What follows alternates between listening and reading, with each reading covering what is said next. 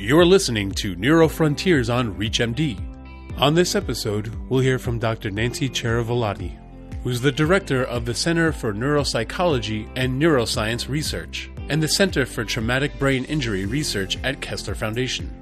Today, she'll be discussing cognitive rehabilitation trials for multiple sclerosis, which was the topic of her session from the ACTRIMS 2024 forum. Let's hear from her now. So cognitive rehabilitation has really only started to be used in persons with multiple sclerosis about 20 to 25 years ago. That's when it really started transitioning from predominantly individuals with traumatic brain injury into other patient populations, including multiple sclerosis. And over that period of time, the number of studies that have examined the efficacy of cognitive rehabilitation in MS has grown substantially, with several studies being run in the last decade. So I'm going to be breaking the cognitive rehabilitation protocols down by domain.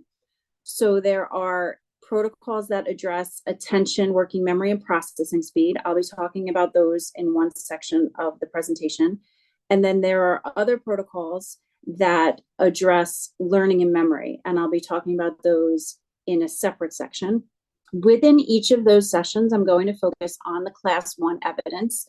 Within attention, processing speed, and executive functioning, the protocols that I'll be presenting on will include REACOM, which is a protocol that was developed in Europe and has gained a great deal of popularity in Europe and is now being used a little bit more in the United States and has a great deal of evidence base across processing speed as well as executive functioning.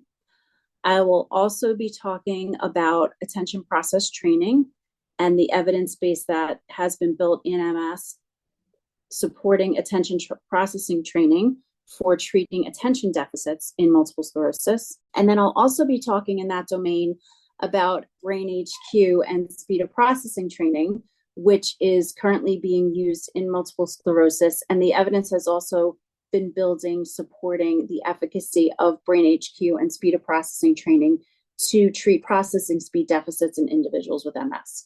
So that's in the attention, processing speed, executive functioning domain. But then I'm going to move into the learning and memory domain and talk about the Kessler Foundation modified story memory technique, which has been investigated at Kessler over the past 20 years or so, starting in MS with studies looking at neuropsych data, imaging data, as well as individuals with relapsing remitting MS, as well as individuals with primary progressive and secondary progressive MS, showing efficacy across all those domains.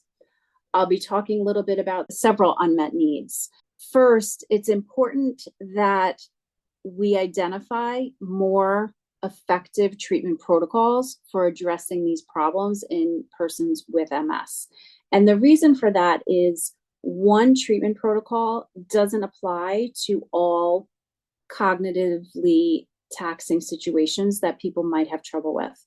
So the more treatment protocols that we identify as effective, the better off we are. In addition to that, there are a number of questions that remain unanswered.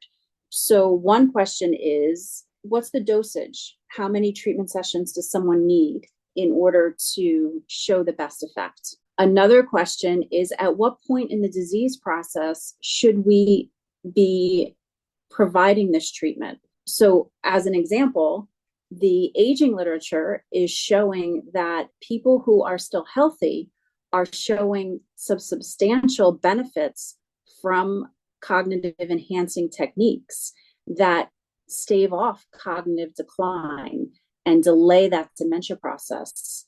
So should we be treating people with MS when they're first diagnosed and giving them these strategies so that when the cognitive impairment begins to unfold, they have a stronger cognitive base from which to be able to maintain intact cognitive function? Another gap is in the various languages in which all of these cognitive rehabilitation protocols can be delivered. Very often, they're delivered in 1, 2, maybe 3 languages at most, but there are people with MS all around the world.